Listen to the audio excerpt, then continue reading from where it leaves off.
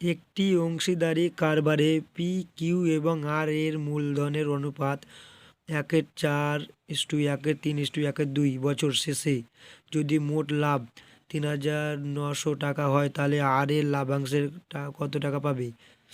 দেখো WBCS এ আসা main 2019 এসেছিল মেনে অঙ্কটি দেখো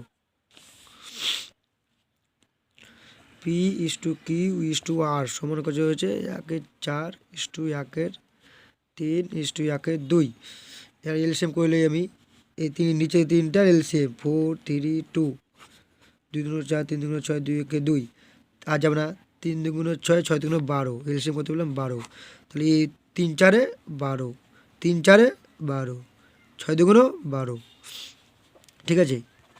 তো এবার কত পেলাম আমি P/Q/R সমান কত পেলাম PQR কত পেলাম আমি 3:4:6 যোগ করে এই তিনটা 13 মোট পেয়েছি আমি কত তো তিনজনের মোট লাভ হচ্ছে 3,900 টাকা। তাহলে 13 দিয়ে ভাগ করি 3 3 13 39 তাহলে পেলাম কত আমি 300। এবার এখানে আর এর মান চাইছে তাহলে আর কত টাকা লাভ করেছে এখানে আর এর ইস্টু কত হচ্ছে 6 গুণিত এখানে কত পেলাম 300 তাহলে 3 6 18 এটাই অ্যান্সার। তাহলে আর কত টাকা পেয়েছে আর পেয়েছে 1800 টাকা। দেখো তো অঙ্কটি কত শর্ট নিয়ে করলাম।